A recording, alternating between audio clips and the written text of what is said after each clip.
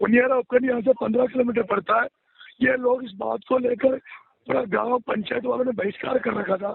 मैं जब आया तो इन्होंने मांग की कि हमें कलेक्टर यहाँ आकर आश्वस्त करे, और मैंने यहाँ पुलिस प्रशासन को, यहाँ के एसडीएम को कह दिया था कि कलेक्टर मैडम को आप बुला लीजिए, हम उनसे बात करेंगे, वो सीएम को लेटर लिख दे और हम ये बहिष्कार को वापस लेते हुए मतदान करेंगे। लेकिन कलेक्टर ने देरी करी, कलेक्टर आ नहीं रही है, वो अपने ईगो दिखा रही है। और दूसरी तरफ इसी बीच में एसडीएम जो लगा हुआ है, उस एसडीएम ने एक आंगनबाड़ी महिला और एक टीचर जो सरकारी नौकरी है, उन दोनों को ले जाकर, और एक कोई अपंग व्यक्ति था, तीनों को ले जाकर और मतदान करा दिया, चुपके से दबाव देकर, उनको नौकरी को हटाने की धमकी देकर।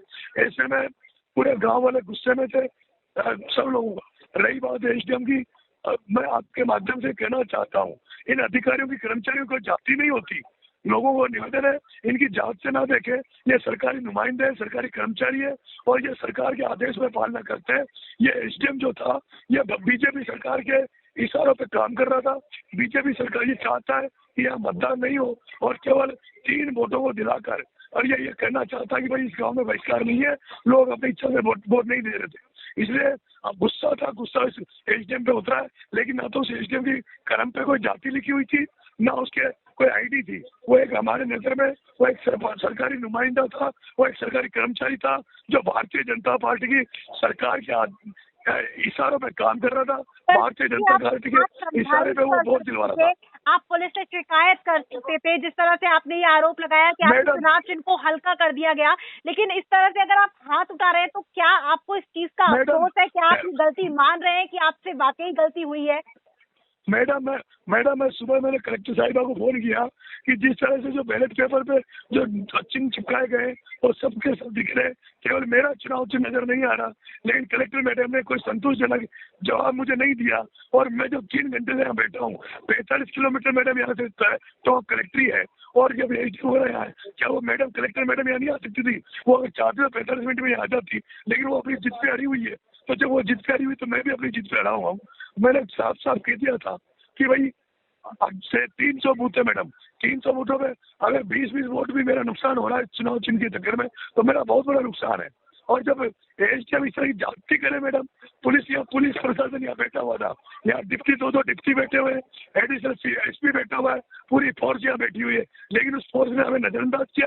बार बार हमें धमकी दे रहे हैं कि तुम यहाँ से उठ जाओ, नहीं लाठीचार्ज कर देंगे, गोली चला देंगे। मैं इनसे कह रहा हूँ चलाओ ना गोली, हम तो गोली खाने के लिए, सीने पे गोली खाने के लिए बैठे हैं यहाँ पे। इतनी दम है पुलिस में, वो पुलिस अपना ताकत दिखाए, हम बैठे अपनी ताकत चला। पर नरेश जी, जिस तरीके से लोकतंत्र में सबको अपनी बात रखने का अधिकार है, आपने अपनी बात को रखा, लेकिन ये थप्पड़ कांड, क्या आपको लगता है कि ये आपको नुकसान पहुंचा सकता है? आपको ऐसा लग रहा है? मुझे कोई फर्क नहीं पड़ता, मेरा नुकसान होगा तो हो जाएगा, लेकिन ये कोई कर्मचारी अधिकारी कोई जात का नहीं है। ये कर्मचारी अधिकारी सरकार का नुमाइंदा है, सरकार का कर्मचारी है, और सरकार के इशारे पर जो काम कर रहा है। अगर सरकार के इशारे पे कोई भी गलत काम करेगा, उसके एक थप्पड़ पड़िए, अगला कोई कर्मचारी गलत करेगा, कोई भ्रष्टाचार करेगा। मैंने खुला कह दिया,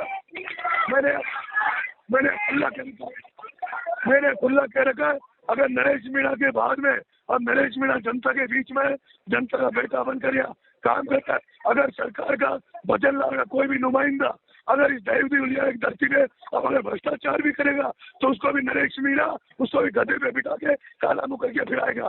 कर्मचारी अधिकारियों की कोई जात नहीं है मैडम, ये सरकारी नुमाइंदे हैं, और सरकारी के हितों में जो काम करेंगे, जनता में कुटाघात करेंगे, जनता के खिलाफ जहाँ कहीं भी कोई भ्रष्टाचार करता हुआ मिला, जनता को कुचलने का प्रयास किया, उनके साथ यही अंजाम नरेश मीणा करेगा, चाहे मुझे फांसी हो जाए।